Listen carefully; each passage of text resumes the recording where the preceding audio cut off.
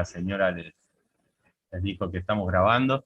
Y bueno, la idea entonces de esta reunión es eso. Primero, eh, hablar del trabajo de Micaela, que ella nos comente, y después abrir al panel así para que comentemos algunas cositas de lo que nos pareció, o preguntarle cosas sobre la investigación, ¿no? Yo antes le comentaba que un señor que acá tuvimos como docente con Javi, que es Emilio Burucúa, decía siempre algo que a mí me gustaba mucho, que decía, habría que hacer una tesis, o está la tesis, y después habría que hacer una tesis de cómo se hizo la tesis, ¿no? Me parece interesante. ¿Dónde encontraste la fuente? ¿Con quién tuviste? ¿Con quién te conectaste? ¿Qué otras dijiste, estoy haciendo la tesis y esta tesis es malísima porque se me ocurrió otra cosa mucho mejor, pero no voy a hacerla porque ya la inicié, ¿no? O estoy haciendo esta tesis y me doy cuenta que las fuentes están mal, pero bueno, sigo, pero estas fuentes no son las fuentes que debería estudiar, pero bueno, ya está. Y hay un montón de cosas. O me contacté con esta biblioteca y la historia de la biblioteca. Bueno, es un montón de cosas impresionantes. Con Javi siempre hablamos de estas cosas. Mirá, me fui a buscar tal libro y hablé, ¿sabes quién me lo vendió? Me lo vendió este tipo que tenía. Y esto te abre todo un abanico impresionante y a veces más entretenido que la tesis. Gastón le decían a Burucúa, sabemos por qué. Claro, él, Eh, él había sido militante montonero, ¿no? Era el nombre de guerra. Y a veces te pasa que vas a buscar un libro y te terminás llevando otro que resulta más interesante también. O vas a retirar algo que compraste por Mercado Libre o por algún otro canal y de pronto te encontrás con algún hallazgo y bueno, y llega también a tus manos. Pasa Eh, bastante. Tal cual. Tal cual, sí, te entras todo en un abanico de... Bueno, y lo que les quería comentar a todos y a todas es que el Centro Ugarte regularmente desde 2013 tiene unas jornadas, que son las jornadas Ugarte. En esas jornadas Ugarte nosotros proponemos la exposición de trabajos o de eh, temas que a ustedes les interesen. Y está bueno formar parte de una mesa en donde nosotros tratamos de hacer, como saben, siempre tratamos de simplificar de alguna manera el laburo, ¿no? De ustedes, de todo, el mío también, de todos juntos, ¿no? O sea, pues sabemos que estamos con muchas cosas, entonces lo que proponemos siempre es, por ahí entregaron un trabajo en alguna, no sé, de carrera, de grado, por ahí entregaron una trabajo en una especialización, por ahí hicieron alguna publicación alguna vez. Bueno, esas publicaciones muchas veces tienen una difusión menor o mayor, pero en otro ámbito. Entonces está bueno exponer ese trabajo, volver a ese trabajo, eh, como para llegar bien a la jornada y que la jornada sea contundente, ¿no? O sea, que sea sobre algo que ustedes estén, que hayan trabajado y que conozcan. Y también, obviamente, está el caso de, "Oh, yo quiero escribir algo especialmente para la jornada". Bueno, buenísimo, también está buenísimo. Pero para no corrernos con el tiempo, siempre les proponemos eso. Por ahí tienen algo, o tienen una inquietud muy desarrollada en su cabeza y nunca escribieron. No son muchas páginas, no vamos a pedir más de 10 páginas aproximadamente, algo del tamaño de una ponencia.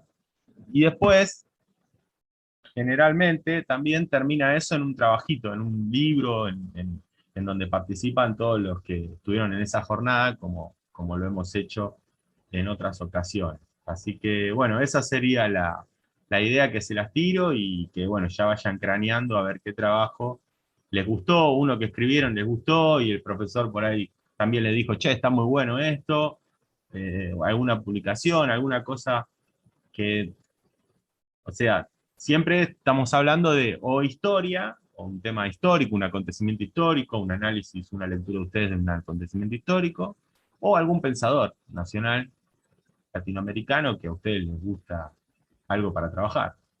Y bueno, los correos ya lo saben, me van mandando a mí, nos van mandando, yo lo comparto con todos y lo vamos con el que quiera, o se lo mandan entre ustedes y lo van trabajando entre ustedes, no sé. Nosotros generalmente hacemos eso, con Marco, con Javi, con Mara, nos mandamos trabajo, che, ¿qué te parece esto? Y vamos diciendo, che, andá, qué bueno que está, bueno, y te van como arengando entre nosotros para la publicación. Así que bueno, dicho esto, la dejo acá no sé si quieren comentar algo los compañeros, si no le damos la palabra a Micael y que nos comente cómo fue ese trabajo, como darnos lo que nos quiera decir, y después, bueno, le preguntaremos o saldrán las inquietudes. Bueno, gracias. Bueno, gracias. Gracias por la invitación. Voy a compartir una de las ideas una de las principales ideas que desarrollé en este trabajo de tesis de licenciatura en Historia en la Universidad Nacional de Córdoba. El título es Las configuraciones de España en la obra de Manuel Ugarte, conexiones con la generación del 98 española. Y la primera inquietud que me movilizó a preguntarme por estas temáticas fue la caracterización de España en la obra de Ugarte, que no era algo tan trabajado. ¿Y cómo piensa España? ¿Cómo está presente la figura de España en su ensayo integracionista? ¿Qué lugar tiene? Y también por ahí notar algunas afirmaciones dispersas a lo largo de su obra acerca de España que por ahí resultaban incluso para mí a primera vista contradictorias. Entonces por eso me empecé a preguntar por ese tema. Y un autor español, Andrés García, ese fue un trabajo que me influyó bastante bueno, para pensar este tema sí se puede trabajar. El autor mencionaba la vinculación entre Ugarte y asociaciones hispanoamericanistas, o sea, dentro de España, que se interesaban en América, y Ugarte podía moverse en diferentes espacios dentro del americanismo en España, que era bastante diverso, un espacio con distintas corrientes en su interior. Entonces, con esa idea pensé, bueno, se puede habilitar este trabajo, ¿no? De pensar las relaciones entre Manuel Ugarte y pensadores españoles, más o menos contemporáneos, ¿sí? Entonces, el lugar de España en la obra, en el ensayo integracionista de Ugarte, es fundamentalmente tomado como una referencia a la figura de España para pensar la identidad americana. Y una identidad que pudiera reunir a los pueblos americanos en un proyecto integrador. Y la figura de España en Ugarte, esta reconsideración, está atravesada principalmente por una nueva consideración en general que se tenía acerca de España en los espacios intelectuales americanos. La generación del 900 americana, a partir de 1898, y lo que significó esa fecha, después del resultado de la guerra hispano-cubano-norteamericana, ¿qué pasó? Fue como un punto de corte, porque si a lo largo de casi todo el siglo XIX lo español era considerado algo negativo, un peso que impedía el progreso de las repúblicas americanas, entonces la imagen de España era una España fundamentalmente retrógrada. Entonces, después de 1898 se modifica esta imagen, porque, bueno, los americanos empiezan entonces a demostrar solidaridad hacia España, muestran su adhesión en la guerra hispano-cubano-norteamericana. Entonces, a partir de ahí, empieza una nueva reconsideración, como mencionaba, y fundamentalmente dentro de la crisis de los proyectos modernizadores americanos, vuelven digamos, a preguntarse por su identidad y por lo popular, y ahí están mirando a España nuevamente. Mientras que en el movimiento hispanoamericanista español, también hacia fines del siglo XIX y principios del XX, intelectuales españoles, entre los que se incluyen los de la generación del 98, estaban también recuperando América. Por ejemplo, para pensar la identidad española y la posibilidad de una regeneración de la nación española después de lo que significó para ellos el desastre de 1898 y fundamentalmente el verse desplazados del lugar que tenían de potencia mundial.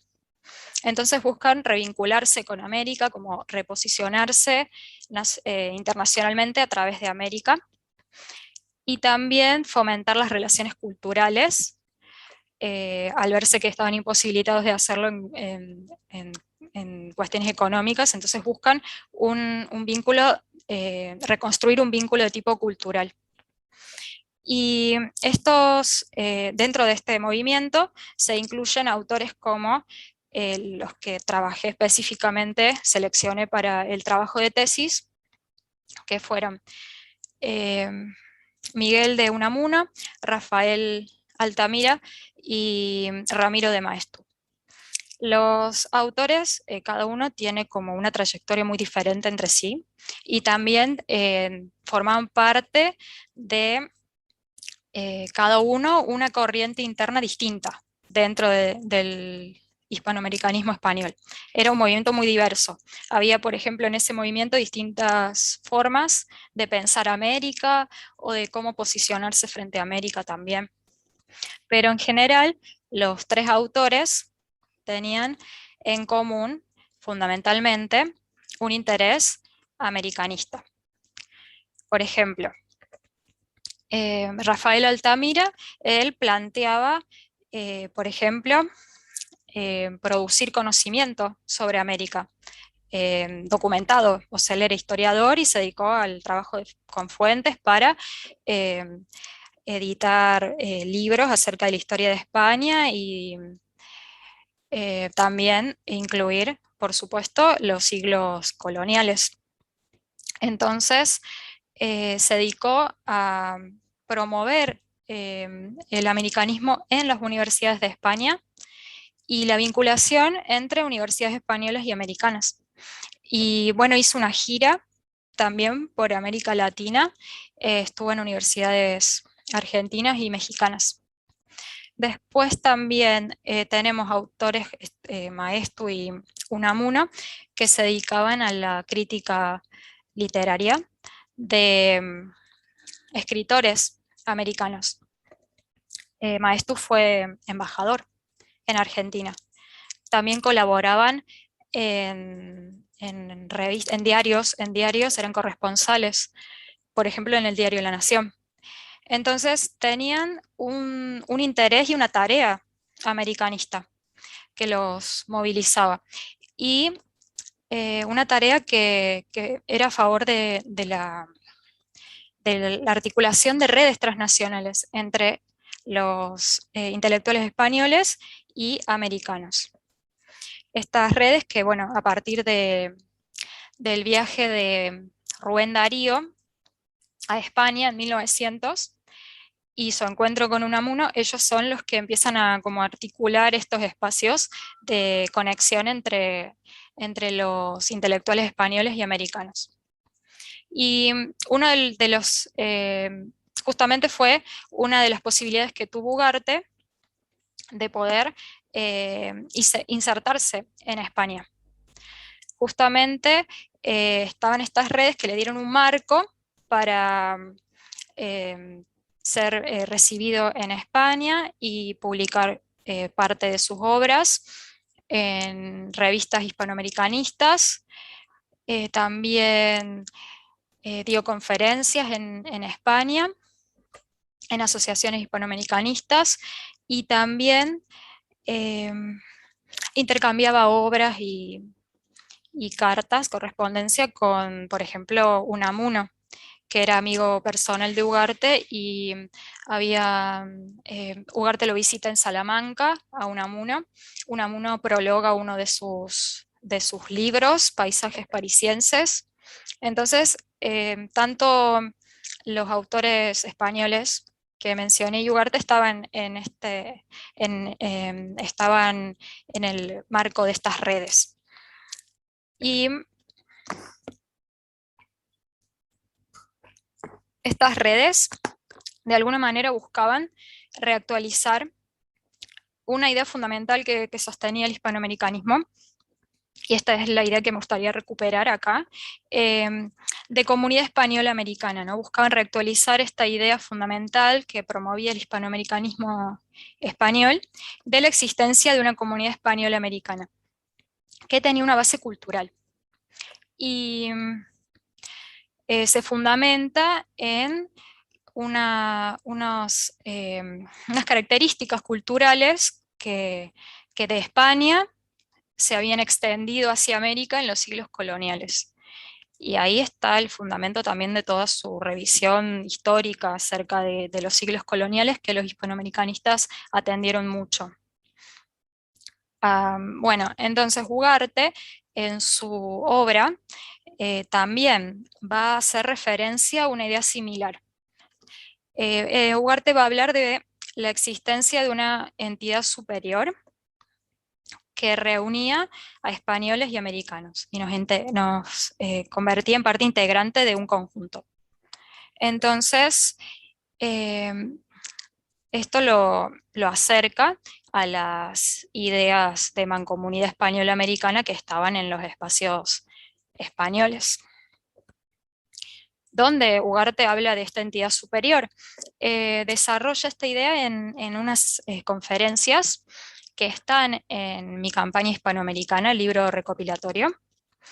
Tenemos la conferencia que dio en Barcelona en 1910 con motivo del centenario de las independencias, que se llamaba Causas y consecuencias de la Revolución Americana. Y al año siguiente, en París, también expone, y esa conferencia se titula La influencia francesa en la emancipación, las ideas francesas y la emancipación americana. Entonces, en estas conferencias, principalmente Ugarte revisa, da su lectura del proceso independentista americano. Y en las distintas causas que él va mencionando, y en cómo él argumenta las causas de las independencias y sus consecuencias, se puede ver que Ugarte está fundamentando también la preexistencia de esta comunidad española americana, su fragmentación con las independencias, pero también, sobre todo, está buscando destacar la continuidad de esta comunidad cultural que los reunía a españoles y americanos.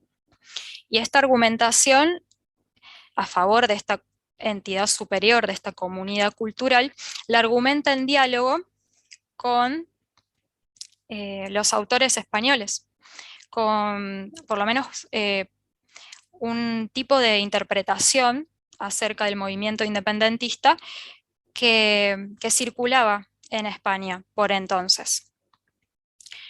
Fundamentalmente, esas interpretaciones toman al movimiento independentista, lo caracterizan, digamos, como un movimiento separatista, nacionalista, con un objetivo independentista premeditado. Y fundamentalmente lo caracterizan como un movimiento fuertemente anti-español. En cambio, Ugarte, bueno, él va a argumentar por qué este no fue un movimiento separatista, ni nacionalista, ni anti-español.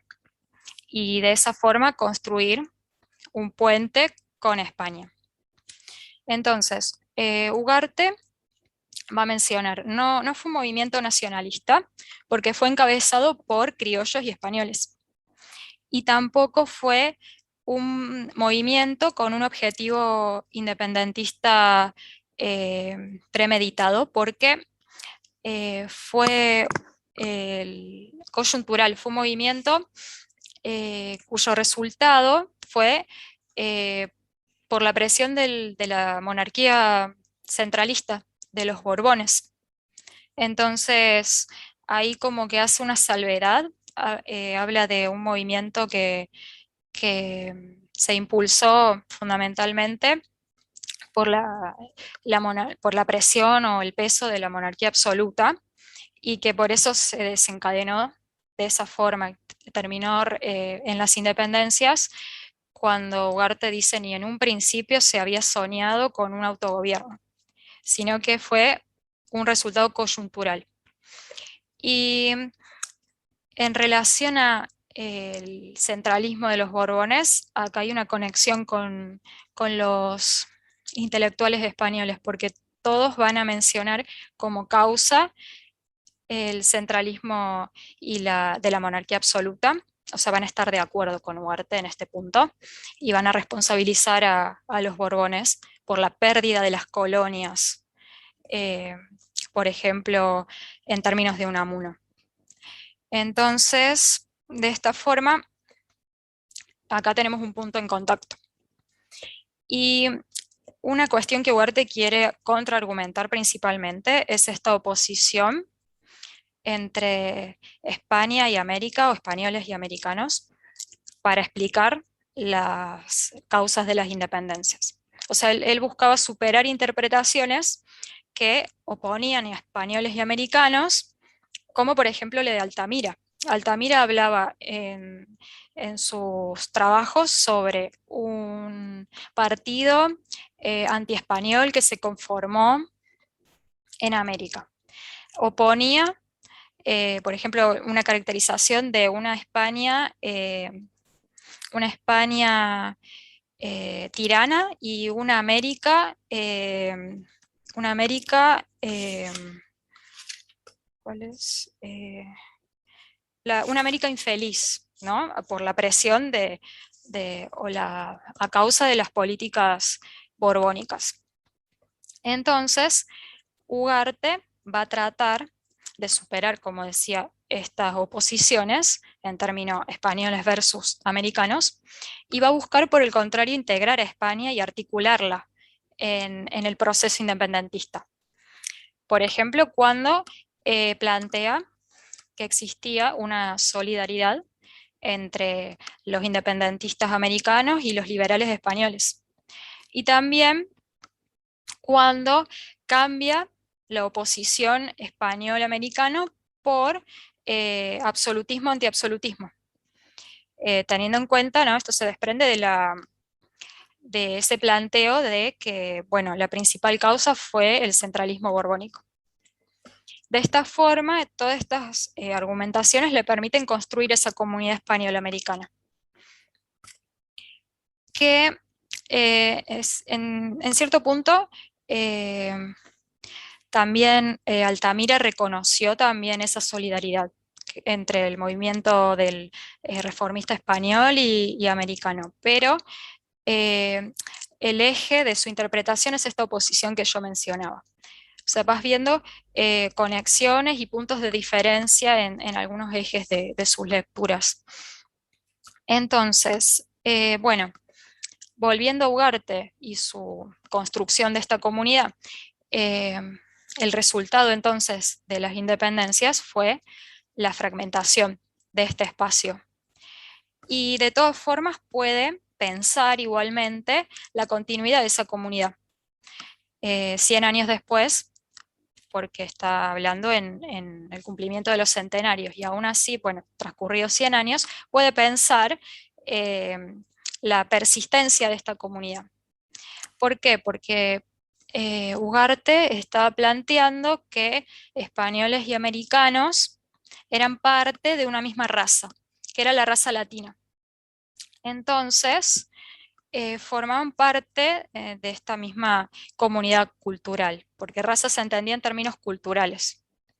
Entonces, este es el fundamento de la comunidad española-americana en Ugarte, es pertenecer en tanto dos fracciones, pero a una misma raza, dos partes de esta raza latina, o de esta cultura latina.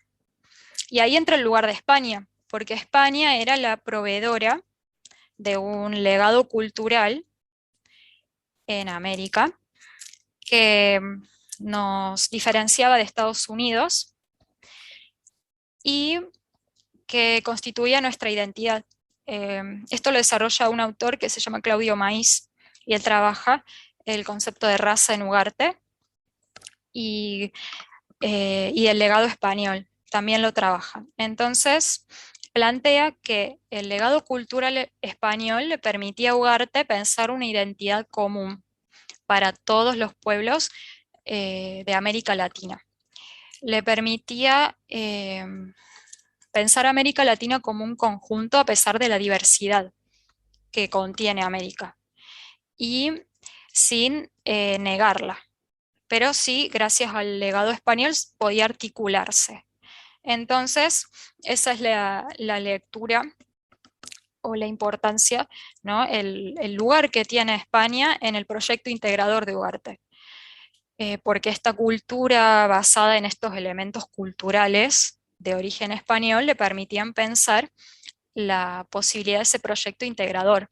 Si detecta elementos culturales comunes, puede habilitar la respuesta de la integración frente al avance de lo que era entendido como una cultura opuesta, que era la cultura sajona de Estados Unidos. Entonces, Micaela, perdón que me sí. interrumpo. Se está por cortar ahora en un minuto. Si Bueno, les parece, salimos y volvemos, ¿está bien? Así cómo no, estamos, perfecto. para que no se te corte en el medio y volvemos Bueno, al mismo link. perfecto. Hasta Bueno, luego. ahí seguimos. Recapitulando, Pongo ahí, hay una señora les dijo, nos justo alertó. hablando de hispanismo y de Ugarte, el imperialismo en idioma, ahí sigue. Bueno, entonces, retomando, eh, ¿cuál es el lugar que le da Ugarte a España? Era una de las primeras preguntas que, que me hice en el trabajo para plantear o llegar a la problemática del trabajo de tesis. Bueno, si él plantea un proyecto integrador, ¿qué hace España? Bueno, España tiene un lugar importante en su ensayo integracionista porque está fundamentando una identidad común, y sobre esa identidad está, eh, está posibilitando el fundamento de la integración americana. ¿Y por qué? Porque la habilita a pensar como eh, un espacio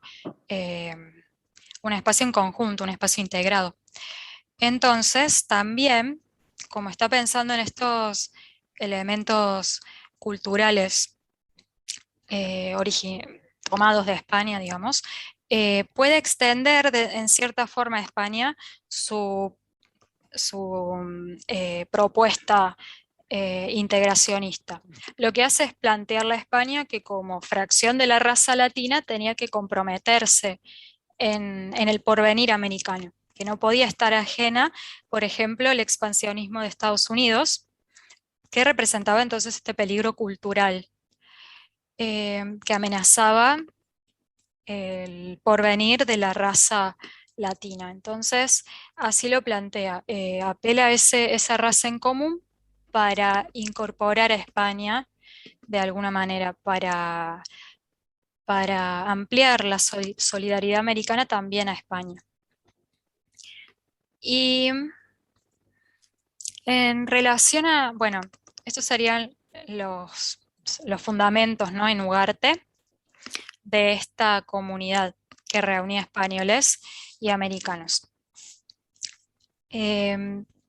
Los autores españoles, de acuerdo a lo que, bueno, también están planteando, se pueden establecer conexiones en los planteos de Ugarte y de Unamuno, Altamira o Maeztu. Por ejemplo, los españoles también se van a percibir como parte de un espacio cultural latino.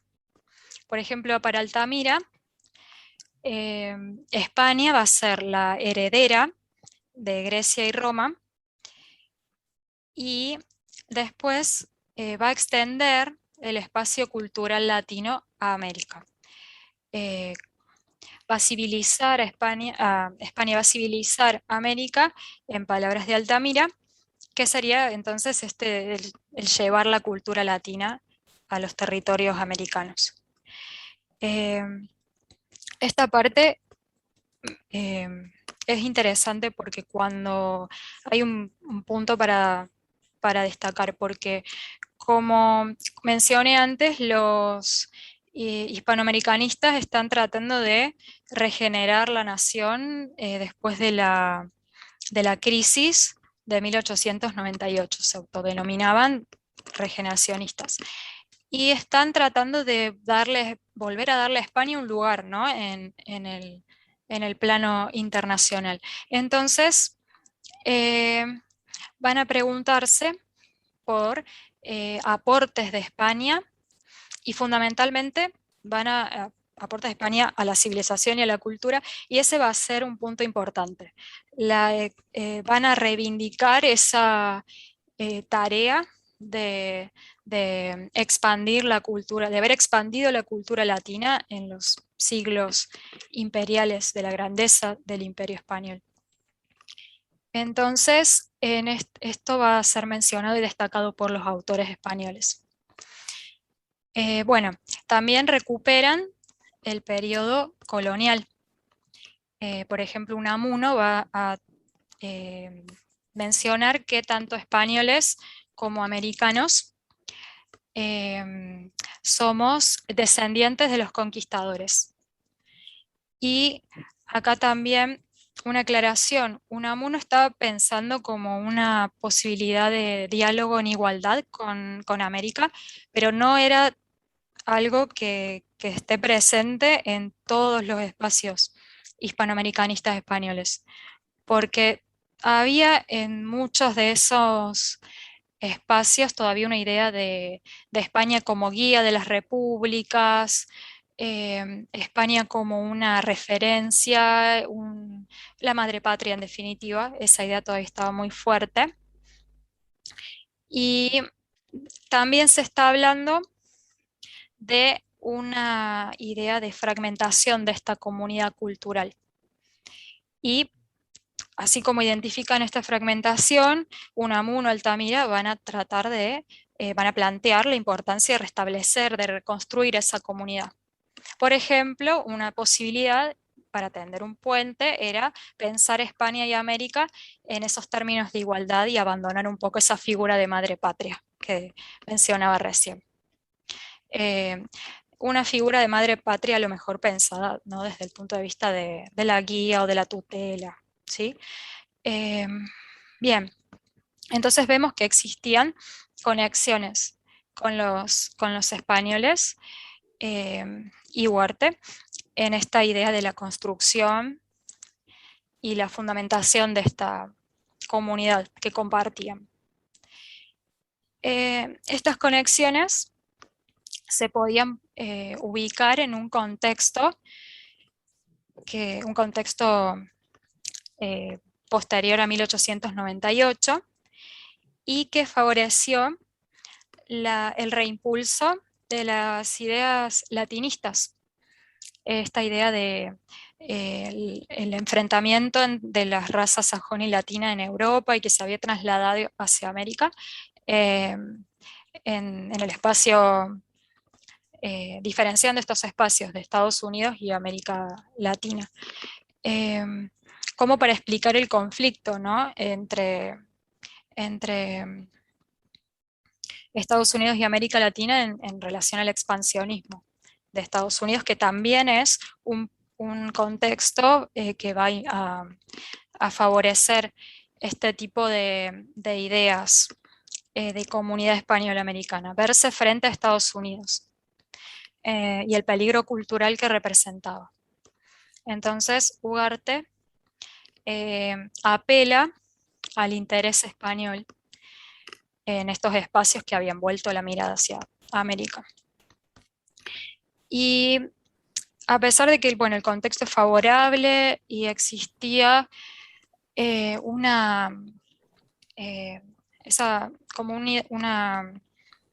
ida y vuelta en esa idea de mancomunidad, la propuesta estas propuestas van a ser, van a perseguir fines diferentes, porque, por ejemplo, en Ugarte fundamentalmente la figura de España es una referencia cultural, una referencia para pensar la identidad, pero cualquier propuesta de solidaridad, esta idea de extender a España el proyecto integrador de alguna forma, era complementaria, era una idea complementaria.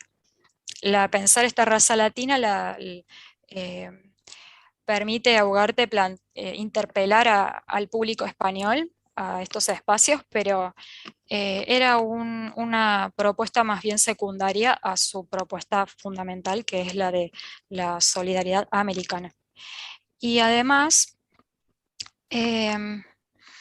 bueno, por otro lado, los españoles estaban ¿Qué le pasa, buscando, no? ¿Seguro? los españoles estaban mirando a América, fundamentalmente buscando reposicionarse como potencia a través del vínculo con América y salir de su crisis post 1898. En general, el hispanoamericanismo va a trabajar va a proponer una idea a lo mejor de América dentro de lo que ellos podían idealizar. Estaba muy mediada, digamos, la imagen que tenían de América a sus intereses o a sus necesidades del momento. Sin embargo, este contexto entonces favorecía esa mirada recíproca entre los españoles y los americanos. Otra cuestión también en relación a Estados Unidos es que las diferentes posturas dentro del hispanoamericanismo en España les va a llamar la atención la figura de Estados Unidos. Primero, Estados Unidos los había vencido en 1898, eran la nueva potencia, para América Latina representaba el nuevo colonizador, pero a la vez había igualmente una búsqueda o una percepción de los españoles de que Estados Unidos seguía siendo para las repúblicas americanas una guía o había como cierta admiración de los latinoamericanos hacia España, y eso se ve también un poco en cómo Ugarte construye la figura de Estados Unidos. Entonces, algunos sectores del hispanoamericanismo van a plantear esta idea de, bueno, vamos a volver a ganarnos a América, vamos a volver a tomar este lugar de referencia en América. Y hay también una diferencia fundamental en cuanto a por qué están mirando el pasado. O sea, están revisando entonces la conquista, la colonización, los siglos coloniales. Pero esta mirada al pasado, en el caso de los españoles, puede ser más bien nostálgica hacia, bueno, estos siglos de colonización, donde España era un gran imperio, y mientras tanto Ugarte está mirando al pasado español, pero también para tomar lo que digamos, permitiría construir el futuro americano. Entonces están mirando también, se están mirando mutuamente, están mirando un pasado común, pero con finalidades distintas. Bueno, muchas gracias. Primero, felicitaciones por la exposición y por el trabajo. O sea, muy bueno, un aplauso, la verdad que buenísimo. Gracias.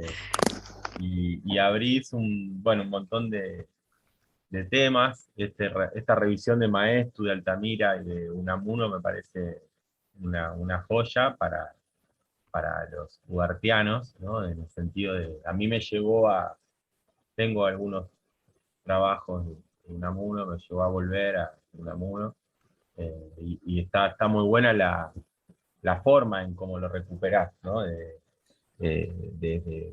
O sea, trabajando esto que comentabas de cómo se desarrolla la idea latinoamericana en estos españoles, ¿no? Cómo se produce esa idea. Así que eso es un aporte tremendo, ¿no? Para los estudiosos de Ugarte.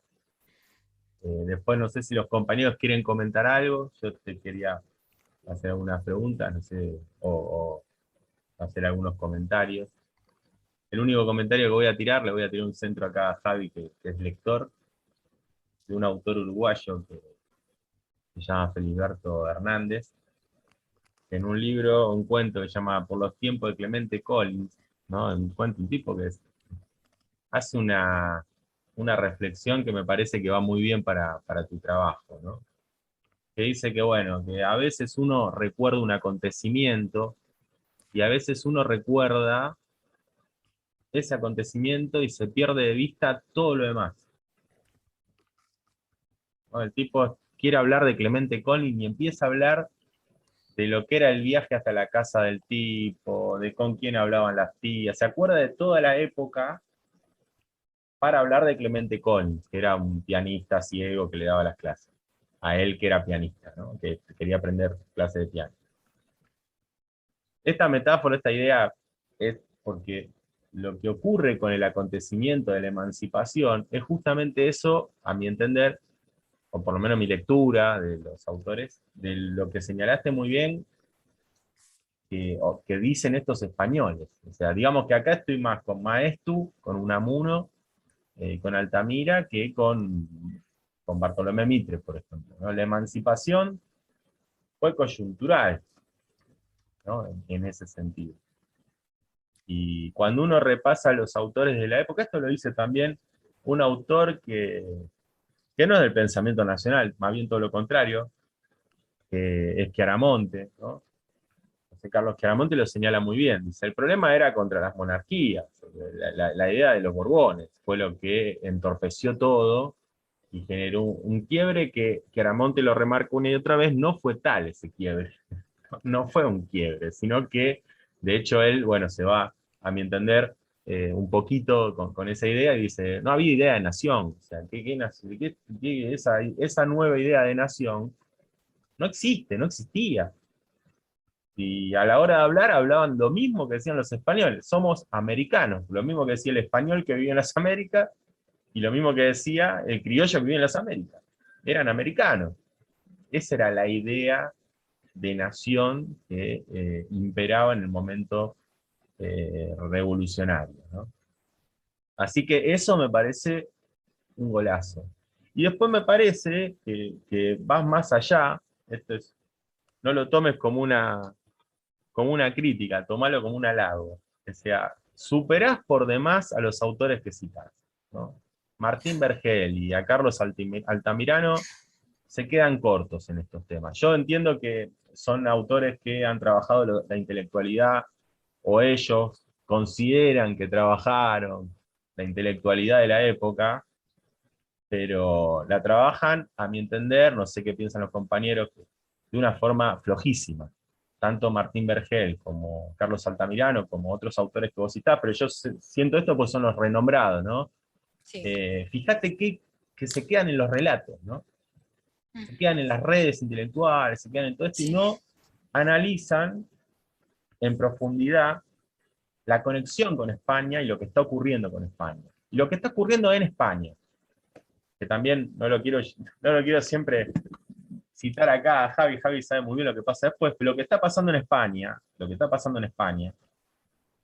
y lo que, a mi entender, y esto lo señalan varios autores, no que yo me hago el que estoy diciendo algo, lo que está pasando en España es que después de 1850, cuando se produce la irrupción para muchos sectores como España, trágica del capitalismo en el mundo como modo de producción hegemónico, desestructura un montón de elementos, ¿no? Entre ellos, todo lo que tiene que ver con lo cultural o todo lo que tiene que ver con lo social, y todo lo que tiene con lo económico, ¿no? Tanto en España como en Italia, la zona del Mediterráneo se ve tremendamente afectada. No así el norte europeo.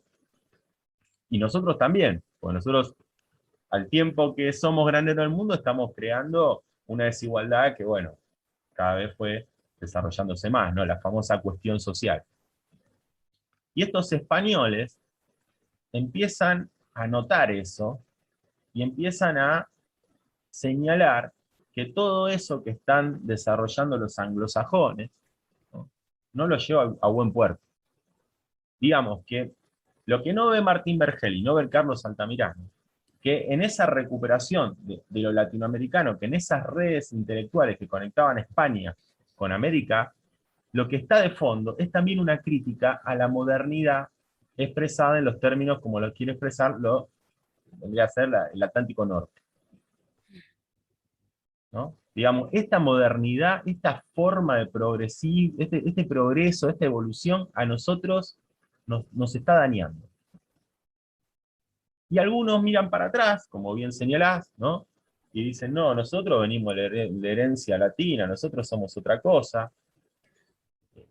Ensayan, a mi entender, algo extraordinario, que vos fijate, que no se trabaje, que es fundamental, que es el catolicismo. O sea, todos estos tipos tienen que recuperar el pasado tratando de gambetear el catolicismo porque no les sienta muy bien relacionar lo católico con la herencia española, cuando es un elemento central, ¿no? En la colonización del cristianismo. Entonces ellos tratan de recuperar, pero es difícil poner ahí sobre el tapete la idea de la Iglesia Católica. Pero hay todo en este elemento de vinculación, algo central en la crítica a esa modernidad que está afectando a Iberoamérica, ¿no?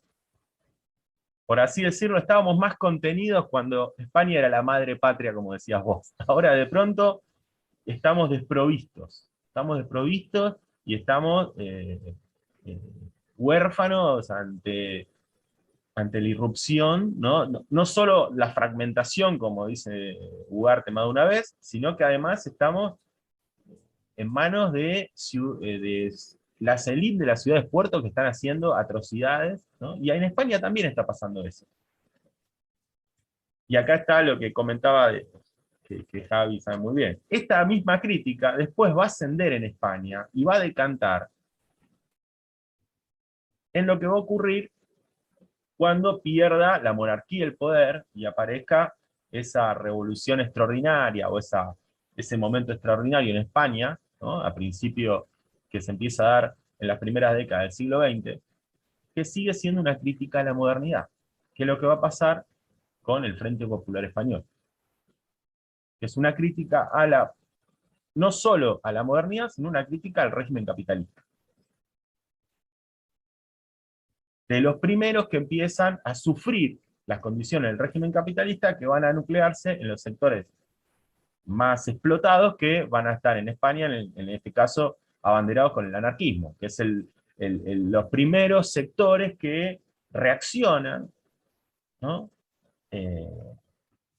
A este avance de la modernidad en España.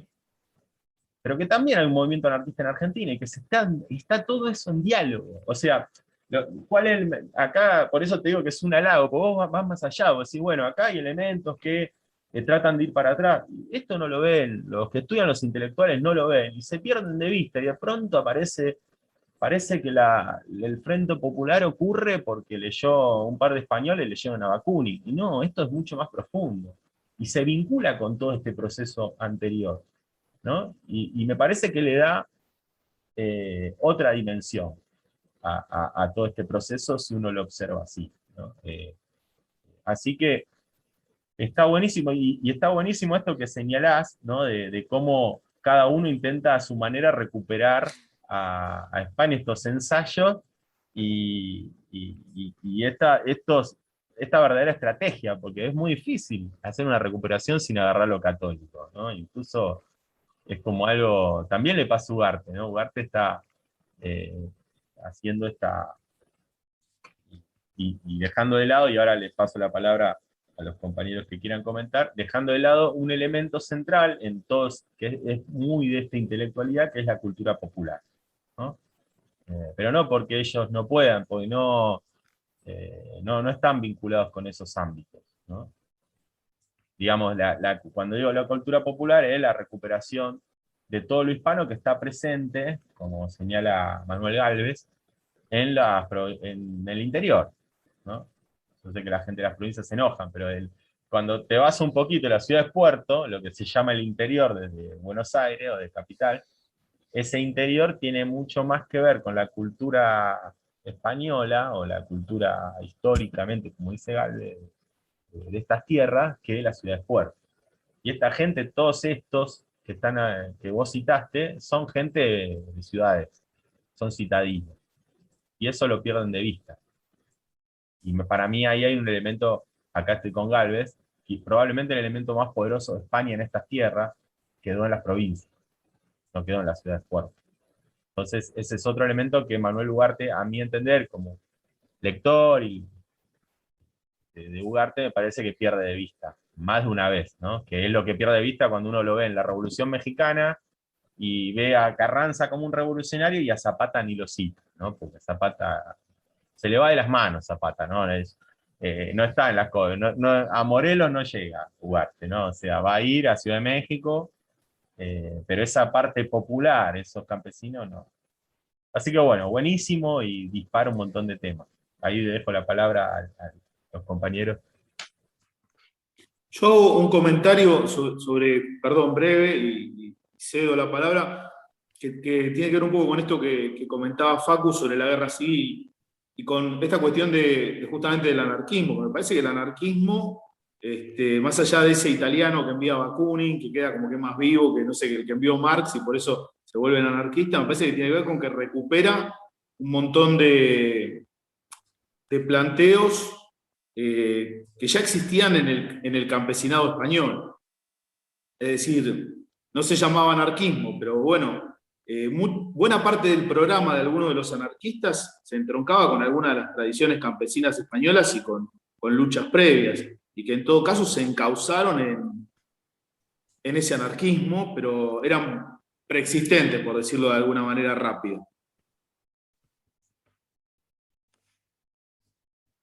Yo creo que podríamos quizás replantearnos el tema de unidad e integración, ¿no? Como quizás hacer las diferencias sobre unidad e integración, trabajar el tema quizás de las cuestiones de América Latina y América Hispánica como proyectos políticos que tienen sus diferencias, porque pareciera que estamos hablando de un mismo pensamiento situado y en realidad creo que proyectan claramente distintas cuestiones ideológicas marcadas.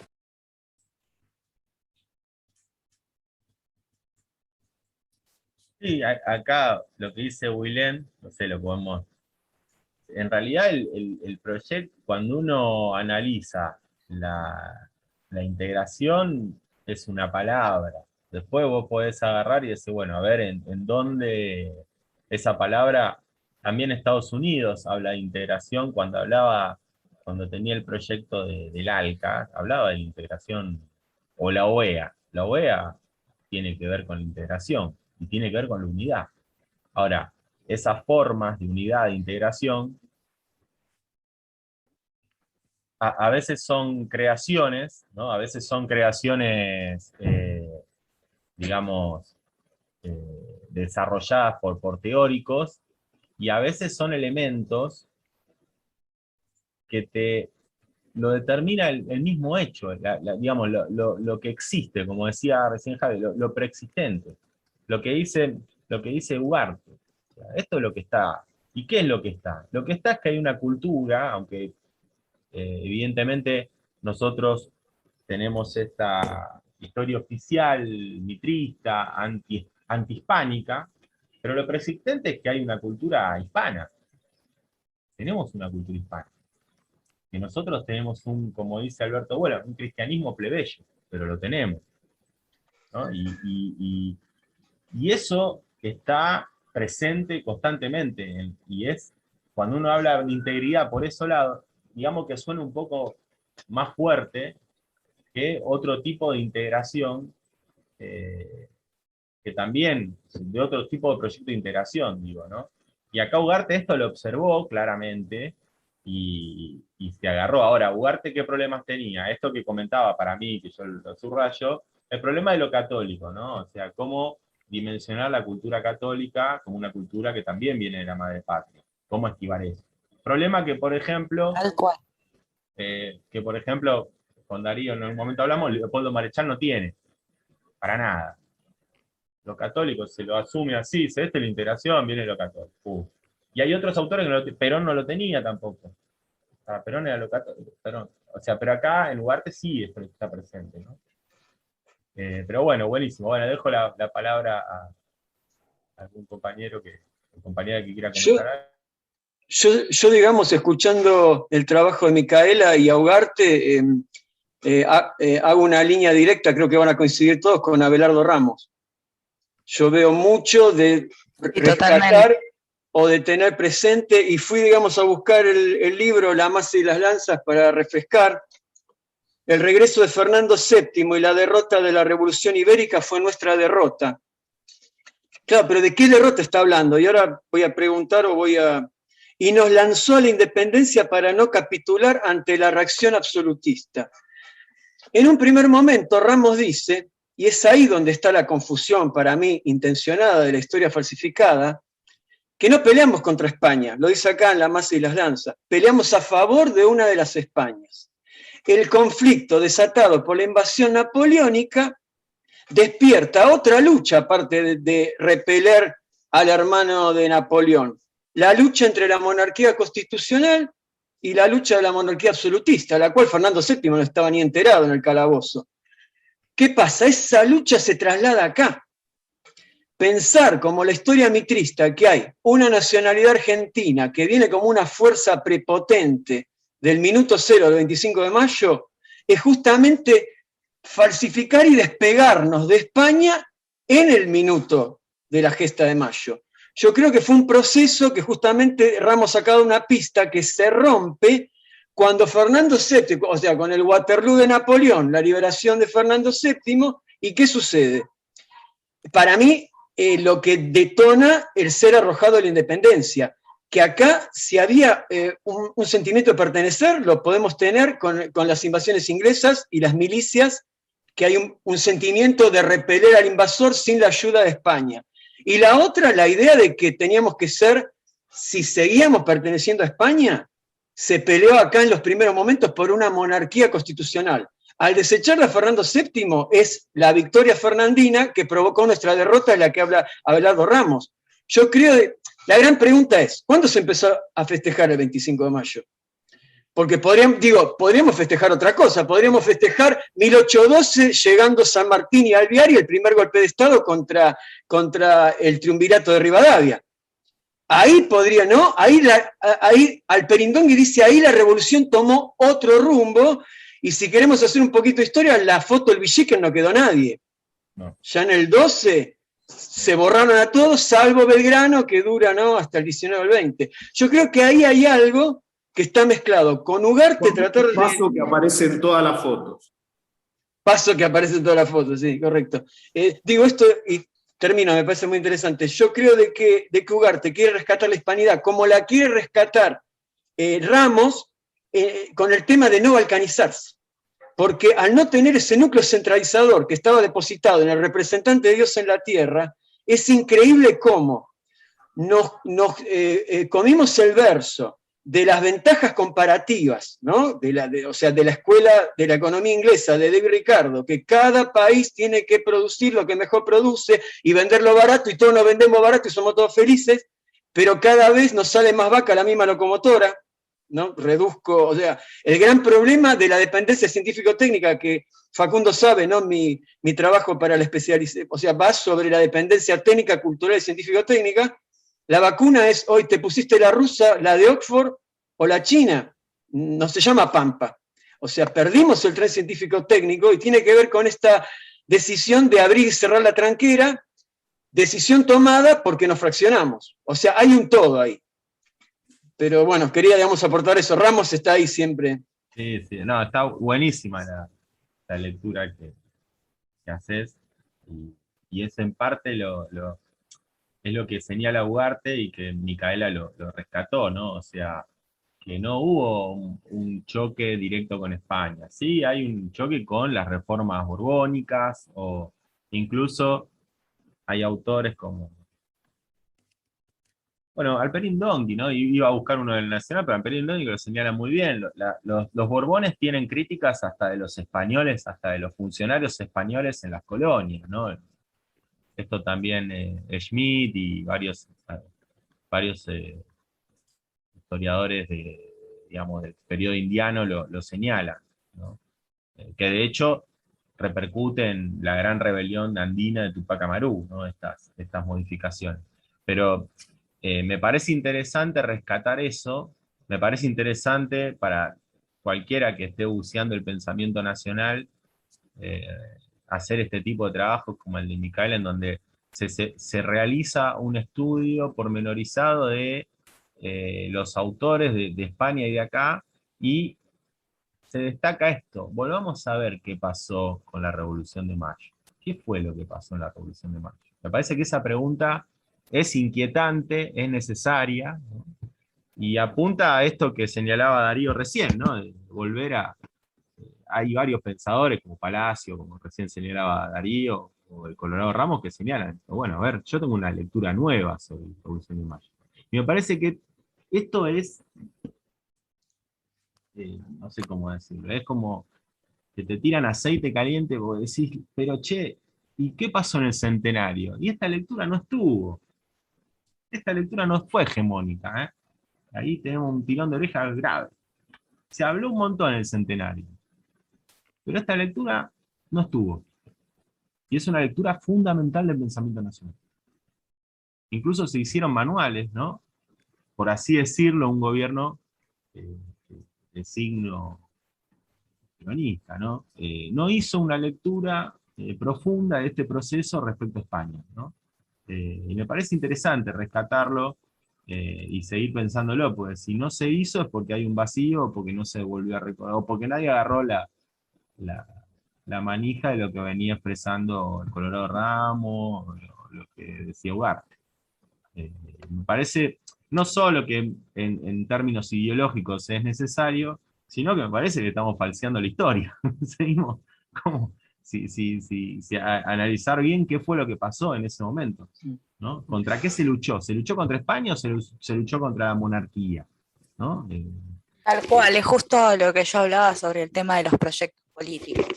¿Qué pasó ahí? ¿No? O sea, ¿qué pasó ahí? Y yo creo que ahí estaría bueno que tracemos una línea entre el pensamiento de Sousa Santos, Fermín Chávez, Ugarte y bueno, y Abelardo Ramos, como bien dice el compañero. Sí. Yo sé que es muy difícil, esto trasladarlo al pupitre. Yo soy docente de nivel medio, Facundo también lo debe saber, cómo hablar estas cosas que hablamos nosotros con un chico cuando es una de las funciones fundar la nacionalidad. Pero yo creo de que, citando a Foucault, las palabras y las cosas, las palabras por un lado y las cosas por otro. Las palabras te confunden y te petrifican una falsificación de la historia. Decir, patriotas y realistas, vos le preguntas a cualquier chico de 10 años y te dice, bueno, patriota, patria, nosotros, realistas que están con el rey. Ahora, si vos lo pones en términos de la primera lucha, tenés que decir constitucionalistas y absolutistas. Y ahí el chico te va a preguntar, ¿por qué constitucionalista? Y porque quería una monarquía. Pero entonces, ¿qué? ¿Queríamos estar con España lo primero? Y ahí se complica un poco. Pero si nosotros queremos analizar y dar una nueva, y tenemos que ir por ahí, porque las pistas las están dejando Ugarte y las está dejando Abelardo Ramos. ¿Quita orgullo nacional? Si uno va a las Cortes de Cádiz y vos decís, ¿era posible una nación bioceánica? Lo he hablado con el profesor Podetti. O sea, él está de acuerdo. O sea, si hubiera funcionado la nación bioceánica, vaya a saber si hubiera habido independencia. Sí, ¿No? Es todo un tema. Muy interesante. Muy interesante. Esa es muy interesante preguntar. Ahora lo que les iba a comentar es que yo ahora voy a tener que cortar. Si les parece, la dejamos para una próxima. Me parece que fueron... Y además, para no extendernos más de 2 Zoom, como dice Mara, se complica en la vida cotidiana. Pero buenísimo la exposición de Micaela, te felicito. Y Gracias. bueno, vamos Lo a mismo, te seguirla. felicito. Vamos Y a seguirla totalmente, la mirando- verdad que mirando hermoso. lo que generaste, Muchas así gracias. que vamos a tener otro Sí. encuentro. Cómo no, por supuesto. Muchas gracias. ¿Eh? Así que bueno, Muchas gracias a gracias los por el compañeros. interés. Seguimos en contacto en el próximo Perfecto. encuentro. Así que esto después Bueno. les paso la grabación entera de todo el grupo de lo que hablamos. Bueno, un Hasta abrazo. luego. Que sean Hasta luego. Saludos. Chao, buenas Que estén tardes. bien.